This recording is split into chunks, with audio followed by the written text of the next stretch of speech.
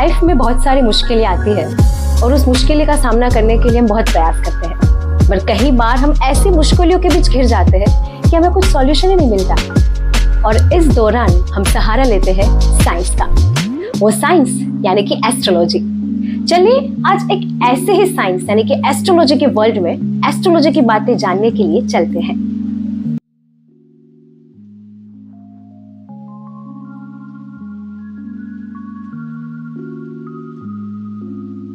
जैसा मैंने बताया कि एस्ट्रोलॉजी की दुनिया के बारे में जानने के लिए चलते हैं, तो इस दुनिया के बारे में, एस्ट्रोलॉजी के बारे में हम जानेंगे भूमिका जी से। भूमिका जी, आपका हार्दिक स्वागत है सृजन टॉक्स में। और आपका पर्सनल इंट्रोडक्शन और आपका कुछ अर्ली लाइफ के बारे में जानना चाहेंगे। बिल्कुल। एक्चुअली मैं एक बहुत छोटे टाउन से बिलोंग करती हूँ। अहमदाबाद के नज़दीक में धोलका करके एक छोटा सा टाउन है। मेरा बर्थ वहाँ का है और मैंने MBA इन ह्यूमन रिसोर्स में किया है। उसके बाद 2010 में मेरी शादी हुई और मैं बड़ौदा आई। मेरा हालांकि 15 years of experience human resource में रहा है। जैसा आपने बताया कि अहमदाबाद के पास एक छोटे से गांव से आप पले बड़े हुए, तो आपका चाइल्डहुड, आपकी अपब्रिंगिंग कैसी रही? मैं आपको सही बताऊं तो मेरी मम्मी इतना पढ़ी लिखी नहीं थी, but my father was very educated. उन्होंने एक गर्ल होने के बावजूद भी मेरे को उस तरह से अपब्रिंगिंग की मेरी कि मैं लाइफ की किसी भी स्टेट में किसी भी तरह मैं अपने आप को प्रोटेक्ट कर सकूं, अपने लिए स्टैंड ले सकूं, उस तरह से उन्होंने मुझे प्रिपेयर किया। जैसे आपने बताया कि फिर शादी हो गई, तो शादी के बाद तो एक लड़के की पूरी लाइफ ही चेंज हो जाती है। तो शादी के बाद आपका सफ़र कैसा था, कैसे आपने चीज़ों को मैनेज किया? और सेकेंडली कि आपने HR रिसोर्स और वहाँ से सीधा एस्ट्रोलॉजर, इतना बड़ा और इतना ऑपोजिट प्रोफेशन कैसे आपकी लाइफ में आया? उसके पीछे बहुत इंटरेस्टिंग कहानी है। जब मैं शादी करके आई तो जैसे सब गर्ल की ड्रीम लाइफ होती है, वो हमें बचपन में सिखाते हैं ना, एक सफ़ेद घोड़े पे राजकुमार आएगा, बहुत ब्यूटीफुल लाइफ होगी। मेरे भी कुछ ऐसे ही सपने थे। तो 2010 में शादी हुई। 5 इयर्स मेरे बहुत अच्छे गए, मतलब आप समझ लो कि ड्रीम कम ट्रू है। लेकिन 2015 के बाद लाइफ इतनी रोटेट होना शुरू हुई कि सबसे पहले तो मुझे समझ में ही नहीं आ रहा था कि मेरी लाइफ में चल क्या रहा है। तो उस दौरान में मेरे हस्बैंड की कुछ दशाएं चल रही थी। मुझे पता नहीं था कि उनकी लाइफ में जो प्रॉब्लम है वो उनकी किसी एस्ट्रोलॉजिकल प्लैनेटरी पोजीशन की वजह से है। तो वो डिप्रेशन में चले गए और 5 साल तक मैं सिर्फ ढूंढती रही, क्या प्रॉब्लम है, क्या प्रॉब्लम है, क्या प्रॉब्लम है। मैं हर एस्ट्रोलॉजर के पास गई, मैं हर वास्तु कंसल्टेंट के पास गई, लेकिन मुझे कहीं से भी सही गाइडेंस नहीं मिली। उसके बाद चीज़ें थोड़ी ठीक हुई 2018 में, लेकिन फिर भी मेरे दिमाग में एक क्वेश्चन था। क्या क्वेश्चन था कि मेरी लाइफ में ये चीज़ क्यों हुई? जो वो क्यों वाला सवाल है, that would be the main turning point of my life. मेरी सिचुएशन तो ठीक हो गई, लेकिन क्यों वाले सवाल के पीछे मुझे जवाब ढूंढने थे। तो उसी जवाब को ढूंढने के लिए मैंने एस्ट्रोलॉजी का सहारा लिया, क्योंकि मेरा खुद का बिलीफ सिस्टम हमारे सनातन धर्म और हमारे शास्त्रा वेदा उपनिषद पे बहुत ज़्यादा है। तो मैंने उसको पढ़ना शुरू किया। उसके बाद उसमें सवाल ढूंढती गई, आंसर्स मिलते गए, कोर्सेज में करती गई और आज मैं एक बहुत अच्छी एस्ट्रोलॉजर हूँ कि अगर लाइफ में किसी को कुछ प्रॉब्लम है तो मैं सही गाइडेंस उनको दे सकती हूँ। एस्ट्रोलॉजी, तो ये मतलब इसमें भी अलग अलग टाइप्स होते हैं। जब आप एंटर हुए तो आपने क्या क्या जाना? तो अगर आपकी लाइफ में कुछ भी प्रॉब्लम है तो आपकी लाइफ की जो भी प्रॉब्लम है ना, उसके सॉल्यूशंस कभी भी आपको एक मॉडलिटी से नहीं मिलेंगे। क्योंकि हमारे जो भगवान है ना, उन्होंने क्या किया है, हमारे जितनी भी हेल्पिंग टूल है, एस्ट्रोलॉजी है, वास्तु है, टैरो है, ये सारी चीज़ों में बांट दिया है हमारा सॉल्यूशंस। तो इसमें आपको एस्ट्रोलॉजी का भी सहारा लेना पड़ेगा, वास्तु की भी हेल्प लेनी पड़ेगी, क्रिस्टल्स भी आपको हेल्प लेने पड़ेंगे और मेन कर्मा अलाइनमेंट गाइडेंस।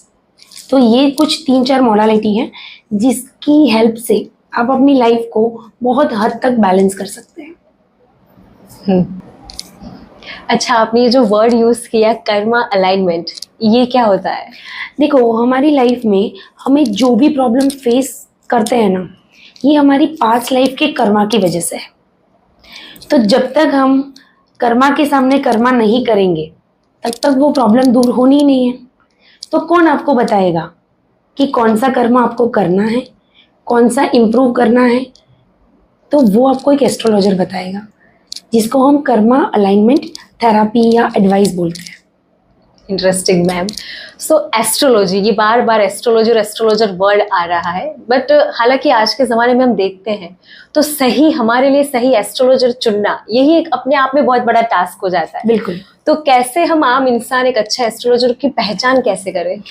सबसे पहले अगर आप किसी भी एस्ट्रोलॉजर को कुंडली दिखाने जाते हैं, अगर वो आपको बहुत डराता है, मैडम आपका राहु अच्छा नहीं है, आपका शनि अच्छा नहीं है, अरे अभी तो आपकी 7.5 ही आने वाली है, तो आपका मंगल अस्त का है, आपका बुध वक्री है, तो वहाँ से तुरंत हट जाओ। क्योंकि एस्ट्रोलॉजी का जो मेन पर्पस होता है वो सामने वाले इंसान को मोटिवेट करना होता है, ना कि डराना। और आजकल के एस्ट्रोलॉजर क्या करते हैं, डर का डंडा दिखा के पैसे को लूटना जानते हैं। तो सबसे पहली चीज, अगर आपको कोई एस्ट्रोलॉजर मोटिवेट नहीं कर सकता ना, वहां से उठ जाओ। This is the first filter of good और bad astrologer. Such a good parameter कि जो भी मतलब काम आ सकते हैं सभी के लिए। बिल्कुल। जैसे आपने बताया कि शनि मंगल, ये तो हालांकि सभी एस्ट्रोलॉजर की जुबान में पहले यही ग्रह आ जाते हैं और इनकी इमेज भी ऐसी बन चुकी है आम पब्लिक में कि ये है तो चलो कुछ गड़बड़ जरूरी होगी, और फिर बहुत सारी पूजा विधि वगैरह बोलते हैं पंडित जी। तो ये कैसे आइडेंटिफाई करें कि वो सच में पूजा जरूरी है, वो कैसे पता चलेगा?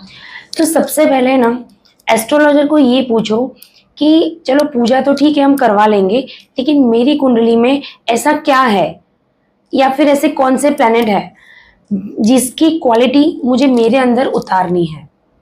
पहले सवाल करो, बहुत सारे सवाल करो एस्ट्रोलॉजर को। एस्ट्रोलॉजर अगर सही होगा ना, आपके हर सवाल का वो लॉजिकल आंसर देगा। और जो एस्ट्रोलॉजर आपको पैसे लूटना चाहता है, आपको सिर्फ पूजा करा के डर का डंडा दिखा के आपको चीट करना चाहता है, तो वो आपको क्या आंसर नहीं देगा या गोल गोल घुमाएगा, तो आपको पता चल जाएगा कि यार कुछ तो गड़बड़ है। तो आपको ऐसा एस्ट्रोलॉजर चुनना है जो सबसे पहले आपको ये बताए कि आपको अपने अंदर क्या चेंजेस लाने हैं। पहले वो चेंजेस अपने आप में लाए, उसके बाद पूजा कराएं। क्योंकि पूजा जो होती है ना, वो डेफिनेटली काम करती है, लेकिन वो पूजा तब काम करती है जब आप सच्चे समर्पण के साथ वो पूजा करेंगे। महाराज जी जो पूजा कराते हैं वो क्या कराते हैं, डर का डंडा दिखा के पूजा कराते हैं, वहां पे तो समर्पण है ही नहीं, तो वो पूजा आपको रिजल्ट नहीं देती। तो एस्ट्रोलॉजी को गुजराती या हिंदी में ज्योतिष बोला जाता है। ज्योतिष का अगर हम डेफिनेशन बोले तो ज्योति प्लस ईश, मतलब ज्योति यानी प्रकाश, ईश माने ईश्वर, ईश्वर का दिखाया हुआ रास्ता। तो ये आजकल पैसों का बिजनेस बन चुका है, लेकिन हमारे जैसे कुछ जेन्युइन एस्ट्रोलॉजर आज भी है जो आपको सही गाइड करते हैं। तो जैसे आपने अपनी खुद की पहचान बनाई है इस दायरे में रह के भी, तो आप जैसे वुमेन को या फिर जो सामान्य घर की गृहिणी भी है बट वो भी अपने जगह कैसे स्ट्रॉन्ग अपना पॉइंट रख सकती है, इसी महिलाओं को आप क्या मैसेज देना चाहेंगे? तो मैं सबसे पहले महिलाओं को ये मैसेज देना चाहती हूँ कि जब भी आप अपनी घर की 4 दीवारी से बाहर निकलने का ट्राई करते हैं, अपनी आइडेंटिटी बनाने का ट्राई करते हैं, तो सबसे पहले जो प्रॉब्लम क्रिएट करते हैं वो आपके घर वाले ही होते हैं। तो वहाँ पे थोड़ा सा अपने लिए स्टैंड लेना ज़रूरी है, अपने लिए जीना भी ज़रूरी है। जो चीज़ मैंने की, ऐसा नहीं है कि मुझे ट्रबल नहीं आई, हालांकि मुझे बहुत ट्रबल आई, लेकिन मैंने अपने लिए स्टैंड लिया। और फिर वो जब मैंने स्टैंड लिया तो थोड़े अंडरस्टैंडिंग से भी फैमिली वाले चलते हैं कि हाँ चलो ये घर का काम करती है, प्रोफेशन को भी मैनेज करती है, तो हम भी इसका सपोर्ट करते हैं। तो मैं वुमन को यही बोलना चाहूँगी कि आप अपने लिए स्टैंड लें। आपको जो भी चीज़ अच्छी लगती है, जो भी स्किल आपके पास है, जिसको आप इन्हांस करके अपनी एक आइडेंटिटी बनाना चाहती है, थोड़ी सी स्ट्रगल आएंगी बट उसके ऊपर आप डटे रहिए, तो एक ना एक दिन आपकी अपनी खुद की आइडेंटिटी ज़रूर बनेगी।